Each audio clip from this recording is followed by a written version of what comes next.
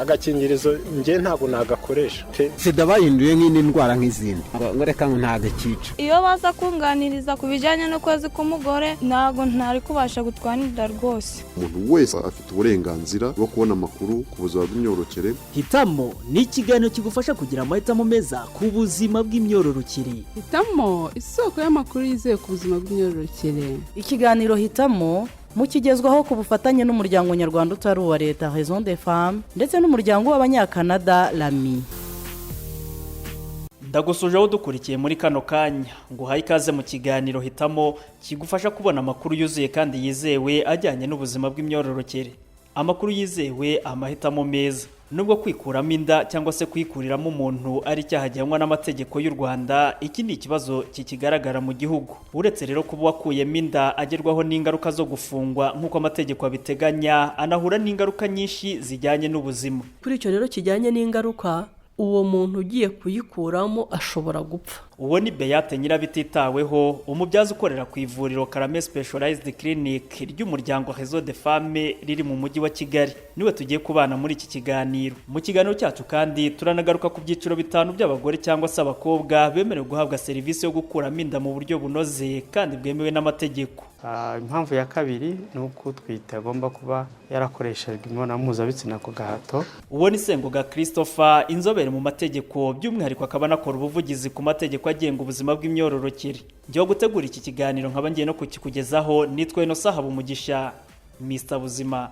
Nguhaye ikaze. Ikiganiro Hitamo ni buri wa kane saa 11:45 za nimugoroba kuri Radio DC. Ikaze nanone mu kiganiro cyacu Hitamo cyo kuri uyu munsi, aho tugiye kugaruka ku ngaruka zo gukuramo inda mu buryo bwa magendu ndetse n'amahirwe igihugu cyatanze afasha bamwe mu bifuza gukuramo inda kubikora mu buryo bunoze kandi bwemewe n'amategeko bikorewe kwa muganga. Mbere yo gutangira, reka nkumenyeshe ko wifuza amakuru yuzuye kandi yizewe ajyanye n'ubuzima bw'imyororokere, wahamagara umurongo wa telefone utishyuzwa 811 w'uwo muryango wa Raison des Femmes ukabona amakuru. Ubuzima bw'imyororokere, Amakuru yizewe, amahitamo nyayo. Twakiriye Beate Nyirabititaweho, umubyaza ukorera ku ivuriro Karame Specialized Clinic mu mujyi wa Kigali. Rero ingaruka zo gukuramo inda ku buzima bw'umugore wayikuyemo cyangwa se bw'umwana w'umukobwa wagerageje kuyikuriramo mu buryo butemewe ni nyinshi. Uburyo butemewe tuvuga ubwo ni mu buryo bwa magendu. Muri make bavuga mutese kuyikuramo magendu ni gute? Ashobora kuyikuriramo ahantu hatari kwa muganga. Niba hatari kwa muganga bagiye gukoresha n'ibikoresho bya gakondo. Noneho ashobora kuba agiye kuyikuriramo kwa muganga, ariko umuganga ugiye kuyimukuriramo akaba atabyemerewe. Iyo nayo ni magendu, uwo muganga yafashwe nawe arahanwa. Cyangwa se akaba agiye kuyikurirwamo na muganga, umuganga ugiye kuyimukuriramo akaba atari kwa muganga, ari ahandi hantu bagiye guhurira. Ibyo nabyo ni magendu, kuko nta n'ibikoresho aba afite, niba nabifite nabyo ntago twakwizera isuku yabyo. Kuri icyo rero kijyanye n'ingaruka, uwo muntu ugiye kuyikuramo ashobora gupfa bitewe no kuva cyane igihe bayimukuriyemo, akaba ari hahandi hatemewe cyangwa se bari gukoresha n'ibintu bitemewe bidashobotse, hanyuma agahita ahura n'ingorane yo kuva. Bashobora gukomeretsa nyababyeyi, noneho yanda ntinavemo na nyababyeyi gakomereka, agakomeza akava kugeza ubwo ageze kwa muganga, noneho n'ubushobozi bwo kumutabara cyangwa se uburyo bwo kumufasha butakibonetse kubera ko yavuye cyane, cyangwa se akagera no kwa muganga yamaze gupfa. Ikindi gishobora gutera urupfu, ashobora kugira infection bitewe na bya bikoresho bakoresheje. Izo infection nazo zikaba zaza wenda yandika avamo, ari ku buryo babikoze nyababyeyi ikaba yamaze kugeramo imyanda yindi, noneho akaza ntapfa uwo munsi uwo nguwo, ahubwo agenda nyababyeyi yangirika gake gake kugeza ubwo yishwe n'ama infection, cyangwa se akagera no kwa muganga, ariko akaba ari igihe ashobora kugerayo kubera za infection zamaze kurenganya nyababyeyi yiwe, bikaba ngombwa ko bayikuramo. Cyangwa se na kwa kuva bakomerekeje nyababyeyi babona nta bundi buryo bwo kuza kumufasha, bakabona umwanzuro wihutirwa ari uko bayikuramo kugira ngo bafashe cyangwa se batangire ubuzima bwa wa muntu atagenda atahasiga ubuzima. Urumva niba umuntu yavuye bikaba ngombwa ko bamukuramo nyababyeyi, byanze bikunze ntazongera kubyara, kereka kuba yashaka undi muntu umutwitira. Hanyuma ikindi gishobora kuba ashobora gukuriramo n'ibibazo byo mu mutwe. Uyu muntu azi ko atazabyara kubera ko bakuyemo nyababyeyi, noneho akibaza ngo ese ko ngeze mu gihe cyo gushaka, cyangwa se ko nkeneye umwana, noneho niba yarabikoze ari umukobwa ugasanga agize ibibazo by'ubuzima bwo mu mutwe kubera rya kosa rimwe yakoze gusa, ubuzima bwe bwose bukaba ibibazo, noneho agatangira no kurwara cyangwa se no kugaragaza ibimenyetso by'umuntu urwaye mu mutwe, akaba yaniyahura. Ikindi gishobora kubaho cyane cyane ku bakobwa batarabyaraho, mu Rwanda ni gake cyane umuntu ajya kwipimisha ubwoko bwe bw'amaraso cyangwa group sange, ugasanga afite resisi negative, yandana ubwa mbere ayitwaye, niba yanda yari buzabyare, wa mwana yari buzagire resisi positive. Ubwo ni ukuvuga ngo izindi nda zose azatwara ashobora kugira ingorane zigahora zivamo bitewe n'uko yanyababyeyi ye yajemo akaremangingo gasa nkaho ari akantu gashyashya kinjiyemo kabangamiwe. Uretse ko ubuvuzi mu gihugu cyacu buri kugenda butera imbere, iyo bamaze kubona kuri gukuramo inda cyane batekereza no kuri ako kantu, hanyuma bakimara kumenya ko utwite cyangwa se bakakubwira ati numara kumenya ko utwite uzahita uza tugufasha, icyo gihe batangira kumutera imiti yitwa rogama mu rurimi rw'amahanga, hanyuma uwo muti rero ukazagenda ufasha wa mugore kugira ngo ya resisi yaje muri we bagende bayica intege, noneho wa mwana ashobore kuba yakura. Nk'abantu mukora kwa muganga, ibi bibazo byo gukuramo inda mu buryo butaboneye bigeza kuri izi ngaruka, cyane cyane iyihuse ihita ibageraho kwa muganga yo kuva, ni ibintu muhura nabyo? Bajya babaho, bajya baza ko ndibuka hari umugore umwe yari yaranabyayeho atwita inda ya kabiri ari kumwe na mama we niwe mwana yari afite wenyine, ariko yayikuriyemo mu rugo, araza yavuye tumwohereza ku bitaro bikuru, ariko n'ubundi yagezeyo bamwohereza ku bindi bitaro bikuru CHK, ariko amakuru naje gukurikirana nuko ubuzima bwe bwaje gucikana, batashoboye kumufasha. Ubuzima bw'imyororokere, amakuru yizewe, amahitamo nyayo. Wabyumvise rero ko gukuramo inda mu buryo bw'amagendu bifite ingaruka zikomeye ku buzima bwawe. Ariko se urabizi ko ushobora kuba uri mu byiciro 5 by'abagore n'abakobwa bemerewe kujya kwa muganga bagahabwa iyo serivisi mu buryo bwizewe kandi bwemewe n'amategeko? Reka twakire Sengoga Christopher abidusobanurire mu buryo burambuye. Itegeko rigena ibyaha n'ibihano muri rusange rya 2018 mu ngingo y'125 rigena ibyiciro 5 byaho umugore n'umukobwa bemerewe kuba bakurirwamo inda mu buryo bwemerwa n'amategeko, bikanitwa ndetse irengayobora. Impamvu ya mbere ni uko utwite agomba kuba ari umwana ni umuntu wese uri munsi y'imyaka 18. Impamvu ya kabiri ni uko utwite agomba kuba yarakoreshejwe imibonano mpuzabitsina ku gahato. Impamvu ya gatatu ni uko aba yarahatiwe gushyingirwa.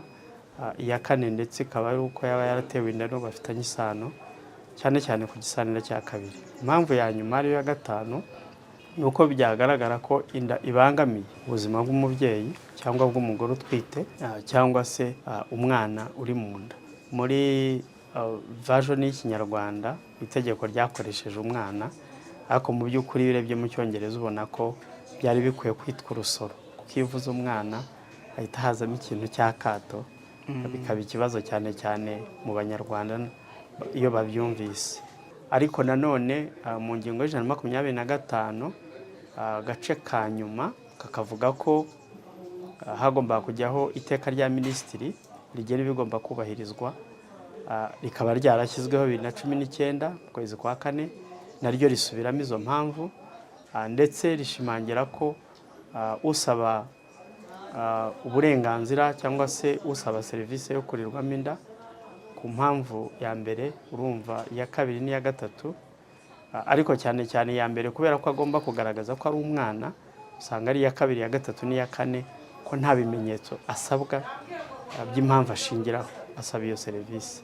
Akaba ari ikintu cyongewemo rero kitari kirimo mu itegeko twari dufite rya 2012 ryavuguruwe. Hari iyo tuvuze igisanira cya kabiri abantu bakunda kubyibazaho, iki gisanira cya kabiri kiba kivuga ubwo no kuvuga ni abantu bafitanye iyihe sa? Nabonye bavuga ko ubundi igisanira kibanza kubarwa ku rwego rwa mbere. Urwego rwa mbere harwo igisanira ari umuryango ugizwe na mama na papa n'abana. Abana barimo abakobwa bakabamo abahungu. Urumva abo muri iyo muri urwo ruziga ruri hamwe iyo sano bafitanye. Umva umuhungu ayiteye mama we ni igisanira cya mbere, umwana y'umuhungu ayiteye mushiki we, hanyuma n'umugabo ayiteye umukobwa we. Hanyuma iyo bavuye kuri icyo, iyo bavuze igisanira, iyo barimo kuva ku cya mbere ku cya kabiri bagenda bareba isano noneho bafitanye na ba babyeyi babo. Isano bafitanye n'ababyeyi babo ni sekuru na nyirakuru babyara b'abana, nako babyara ababyeyi b'abana ku mpande zose, ari iza papa w'abana ari n'iza mama w'abana. Icyo rero nicyo gisanira cya kabiri. Ariko abantu benshi bakunze gutekereza ko harimo so wanyu, harimo nyokorome. Iyo bibazo usanga byo biri kure yabyo, ntabwo ari igisanira cya kabiri. Uwayitewe na se wabo na nyirarume nande biba byageze mu gisanira cya gatatu. Icyo gihe urumva nta gitegeko riba rimureba. Ubuzima bw'imyororokere, amakuru yizewe, amahitamo nyayo. Arakoze cyane Sengoga Christopher kutubwira abantu 5 bemerewe guhabwa serivisi yo gukuramo inda mu buryo bunoze kandi bwemewe n'amategeko. Cyakora kuburi muri ibi byiciro 5 ntago bihagije ngo uhite uhabwa iyi serivisi. Mu bindi birebwaho biteganywa n'iteka rya Minisitiri rigena ibigomba kubahirizwa kugira ngo umuntu ahabwe iyo serivisi, harimo ahantu iyo serivisi yemerewe gutangirwa, umuganga wemerewe kuyitanga, ndetse n'igihindu twite itagomba kubirengeje. Ibyo nabyo tugiye kubirambura muri iki kiganiro. Ubuzima bw'imyororokere, amakuru yizewe, amahitamo nyayo.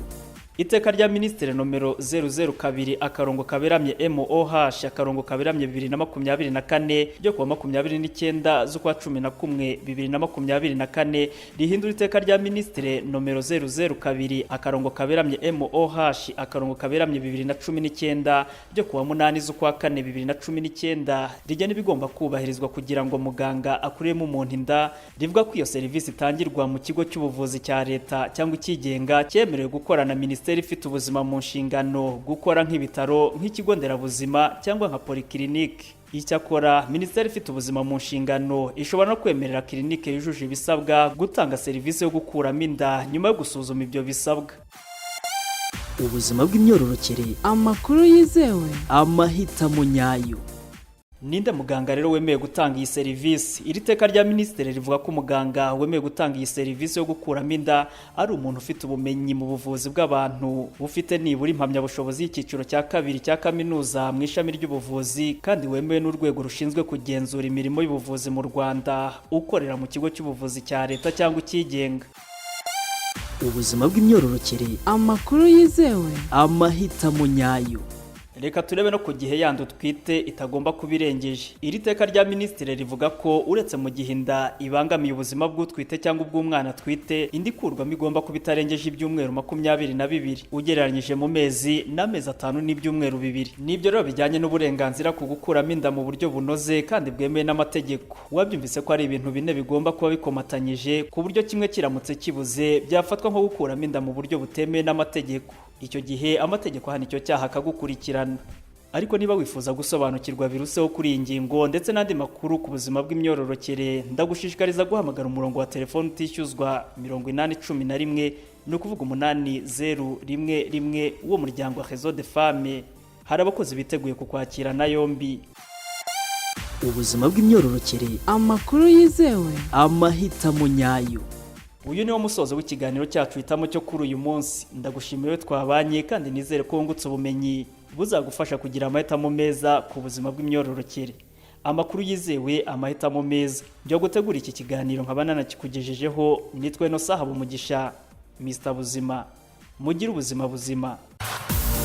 Agakingirizo nge ntabwo nagakoresha. Sida bahinduye nk'indi ndwara nk'izindi. Ngo reka ntago cyica. Iyo baza kunganiriza ku bijyanye no kwezi k'umugore ntago ntari kubasha gutwanira rwose. Umuntu wese afite uburenganzira bwo kubona amakuru ku buzima bw'imyororokere. Hitamo ni ikiganiro kigufasha kugira amahitamo meza ku buzima bw'imyororokere. Hitamo isoko y'amakuru yizewe ku buzima bw'imyororokere. Ikiganiro Hitamo mukigezwaho ku bufatanye n'umuryango nyarwanda utari uwa leta Réseau des Femmes ndetse n'umuryango w'abanyakanada Lami.